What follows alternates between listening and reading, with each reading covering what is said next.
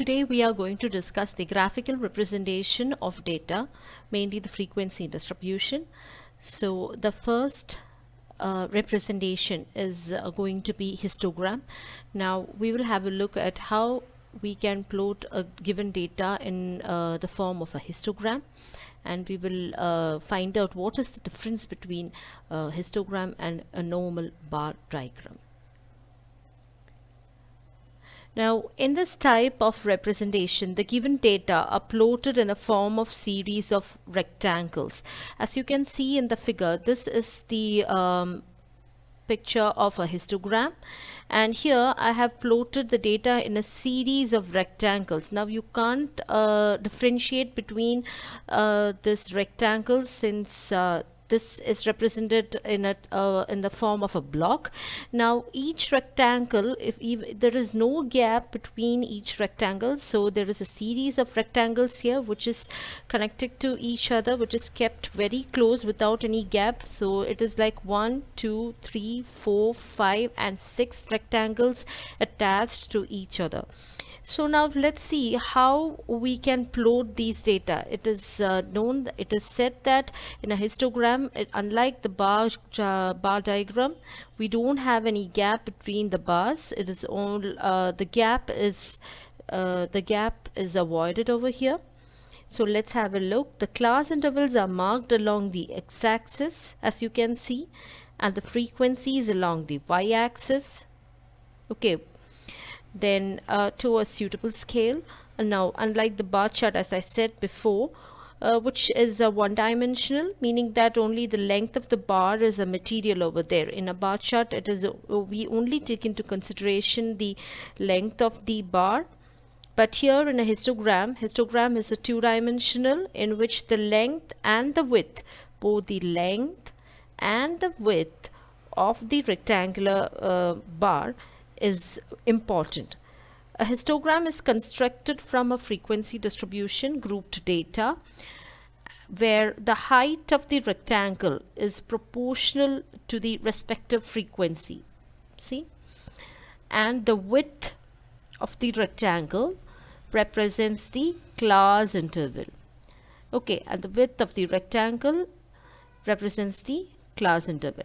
Now each rectangle, 1 2 3 4 5 and 6, each rectangle is joined with other, and the blank spaces, as I said before, the blank spaces between the rectangle is empty over here. Okay, so now we will move on to a problem or an example, and just have a look at the example. Now in this example, I'm going to construct a histogram, and the example is nothing but the ages of 30 workers of a certain company. And here, for the convenience sake, I have taken the frequency distribution along with the midpoint of the class interval. But right now you don't have to consider the class interval as of now. Let that be there. We have another example coming up, so for that we will use this midpoint.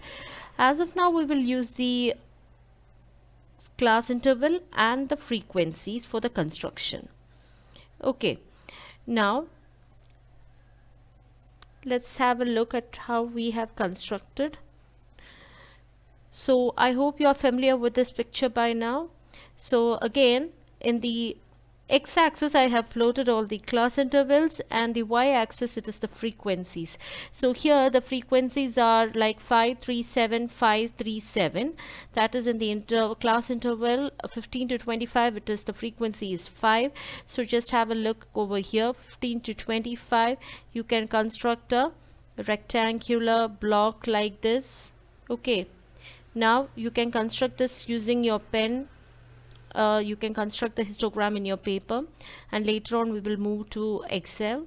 For the time being, you can construct this histogram in a sheet of paper, in a sheet.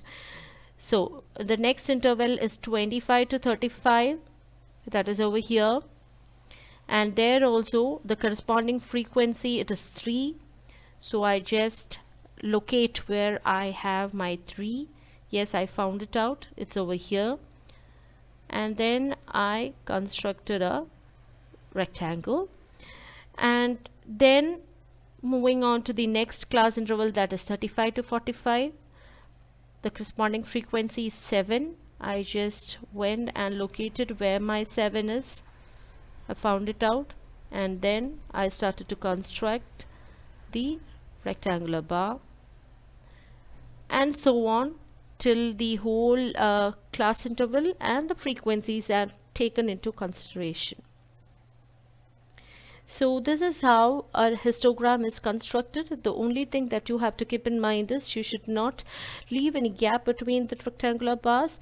Each rectangular bar should be joined with the other. Okay, so that is how you construct a histogram. Now let's move on to the frequency polygon. So how do you represent data in terms of a frequency polygon? Now, frequency polygon is nothing but a line chart of frequency distribution. So in the case of histogram, it was bar, it was a block. But here in frequency polygon is a line chart of frequency distribution, in which either the values of discrete variables or the midpoints of the class intervals are plotted against the frequencies, and these plotted points are joined together by a straight line. So as you can see, I have plotted. So the example I have taken here is the previous example itself, and I hope you remember why I took the midpoints and kept it in the table. So the midpoints are plotted here in the midpoints are written in the x-axis and the frequencies in the y-axis, and I have plotted the frequencies accordingly. So I got these points over here. Now we will have a detailed look at the example in the next slide. So this is just to show you how a frequency polygon looks like, and the points I have marked, I have joined it using straight lines so that I get a picture like this. Now here you have to note that since the frequency did not start at 0 or end at 0, this diagram as much would not touch the horizontal axis. Okay, so that you can see it does not touch the horizontal axis. So that I would like to show you over here. See, so this is our table. So according to the table, if the midpoint is 20, I have marked my frequency as 5 over here. The midpoint 30, I have taken the midpoints into consideration. I have marked the corresponding frequency as 3, and so on. But you can see that I have drawn here a line. Now you will be wondering why I have drawn here a line. So in the previous slide, I have told you that the frequency since in a cumulative polygon, frequency polygon, it does not touch the x-axis. Okay, so that graphical representation is not closed, and so as the diagram as such would not touch the horizontal axis. However, the area under the entire curve is same as that of the histogram. When you calculate the area, it is same as that of the histogram, which is 100%. The curve must be enclosed. In order to get that area equal, you have to enclose this curve. Okay, so that's why I have given here a false line so that I could enclose the whole thing. Starting the midpoint is joined with the fictitious preceding midpoint whose value is 0, so that the beginning of the curve touches the horizontal axis, and the last midpoint is again joined with the fictitious succeeding midpoint whose value is also 0. So here the midpoint, why I joined it with 10 is because the it is the preceding midpoint, and the value of the preceding midpoint in our table it's 0. And why I made it a point to mark it over here at 80, it's because the succeeding midpoint is also 0, so that the curve will end in the horizontal axis. So this enclosed diagram is known as frequency polygon. So again, I have taken the same example itself. Now we will move on to the cumulative frequency curve or ogive. Now, the cumulative frequency curve is a graphic representation of cumulative frequency distribution. Now, till now we have discussed about frequency distribution, which is represented in terms of histogram or frequency polygon, but we haven't considered the cumulative frequency. The term cumulative comes into play in this part. Okay, so what is this cumulative frequency curve? It is a graphical representation of cumulative frequency distribution. So as simple as that. Now here you will have two types of ogives. One is the less than and the other one is the more than. So this both how you can plot these two, we will come to that later. So both of these ogives are constructed below, and both of these are constructed, and we will consider an example so that we will know how we will construct the frequency ogives. Now see here in the less than ogive, if you see, the cumulative frequencies are these are the cumulative frequencies over here, and that is plotted in the y-axis, and in the x-axis we plot the upper boundaries of their respective class. Now I will move on to the table, then you will get a better understanding of that. So in your question it is given as class intervals, and then you will have the frequency, and then you will have to calculate the cumulative frequency that is less than. Now how will you calculate the cumulative frequency less than? Yeah, you just add it up. So that is 5. 5 is kept as such like that itself in the first row. Then in the second row you add up the 5 plus 3, 8, 8 plus 7, 15, 15 plus 5, 20, and so on till you get the last value, that is 30. Okay, so that is how you construct the cumulative frequency is less than. Okay, now you have all the informations or all the required data which you have to mark in the y-axis. So in the y-axis you plot, you mark the cumulative frequency less than, and as I said earlier, in the less than ogive, here in the x-axis you will have to mark the upper boundaries. So that is 25, 35, 45, 55, 65, 75. Okay, now let's see how we will plot. Okay, now since okay, now this 0, just don't consider the 0 right now. Now just have a look at your upper boundary of the first class interval. It is 25, right? So against 25 the corresponding value is 5, right? So I have marked 5 over here. So my 5 is here, so a point is marked like this. Then next is 35. The upper boundary in the next class is 35, and against the corresponding cumulative frequency less than is 8. So 35 is somewhere over here, and I have marked 8 over here. 8 is like between 10 and 5, so somewhere over here. So 8 and 35, I marked a point over here. Then I have moved on to the third interval. There the upper boundary is 45, and the corresponding cumulative frequency less than is 15. So I marked my the upper boundary over here, that is 45 somewhere over here, and the corresponding 15 I marked it over here. So on till this ends. You will have to mark each point. So as you can see, I have marked points like 5, 8, 15, 20, 23, and this point is 30, and 30 is against 75. Now after marking all the points, I join the lines. So first you will get a line from 5 to 30. Now this thing I just gave it as a finishing touch, that I just extended it over here. It makes no harm since it is 0. I just extended my line over here to get a better curve. So that's it. And this is how the less than ogive curve look like. So even if you take any other problem, this is the a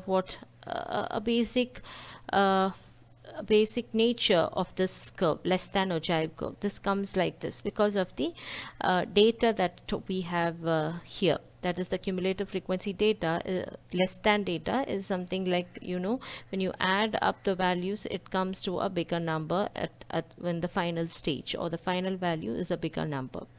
So it is in the ascending order, and you can see that the graph also is like, you know, having an upward trend. So this is how it looks like, the curve of a less than ogive curve. So the only thing that you have to keep in your mind when you construct a less than ogive curve is you have to consider the upper boundaries of the class interval and this value, not the frequency. You have to calculate the cumulative frequency, but less than cumulative frequency. Now similarly, we have another one called as the more than ogives. So here things are a bit different. So here x-axis you plot the lower boundaries in the sense of this class interval. It is 15, 25, 35, 45, 55 and 65. And again, the cumulative frequency you are considering is it is more than. Okay, so the first value is the total number of observation that you have taken into consideration. So in your problem, the total number of observation or the total of the frequency is given as 30, so that I have kept it over here. Now you subtract value. What you have to do is 30 minus 5. Okay, so this is the relation, 30 minus 5, you will get 25. Now the second row is also filled. Now in order to find the third one, what will you do? 25. Yes, 25 minus 3, you will get 22. Then next value, 22 minus 7, you will get 15. The next value, 15 minus 5, you will get 10. The next value, 10 minus 3, you will get 7. So you have to make sure that when you do this calculation, you have to get the final number should be equal to the last value of the frequency. So that is when you get this number, when this and this are equal, you can finally come into a conclusion that the calculations you have done for the cumulative frequency more than is correct. Similarly, in the cumulative frequency less than, when you add up all these things, when you add like 5 plus 3 is 8, 8 plus 7 is 15. After doing all your calculation, if you get 30, or if you get the total number of observations equal to this value, the final value, then you can come to a conclusion that this the cumulative frequency less than is also it is correct. The calculation that you have done is correct. Now let's come back to our graph. So how to plot the graph. So now that you have the cumulative frequency more than, so where do you give these values? In the x-axis or y-axis? Yes, you have to give this in the y-axis over here. Okay, so these are plotted over here, and the class intervals. The class intervals, which will you consider, the upper boundary or the lower boundary? Yes, you will consider the lower boundary. So you mark it as 15. So here you won't be seeing any 15 over here, but somewhere over here lies 15. So 15. So I have taken this in a 20 scale. That's why. So 15, 25, 35, 45, 55, 65 are taken into consideration. Okay, so let's see. When 15 is taken into consideration, the corresponding cumulative frequency more than is 30. So 15 lies somewhere over here, and I have to find my 30. Yes, it coincided. I marked a point over here. Next, I consider the lower boundary, that is 25. The corresponding value is again 25. So my 25 is somewhere over here in the x-axis, and in the y-axis it's over here. So yes, I got it, and I marked a point over here. It is over here, so that is 25, and so on till 7. So till 7 I marked it. Now I extended the whatever I have done over here, I'm also going to do over here. I'm going to extend this to the next value. So that is again 0. So this is this, if you don't consider this, is also fine, but I have just extended it in order to get a better curve. So so that's it. So I plotted it, and this is how the more than ogive looks like. Okay, basically this is also, these both are also line graphs, but you have to just check the shape and the trending, which way it's trending. Okay, so this more than ogives have a downward trend. So all these things we will study in detail, but just have a look at what the shape is all about and what the structure is. And the less than ogive has an upward trend. Okay, so that's it about the graphical representation of data. Thank you.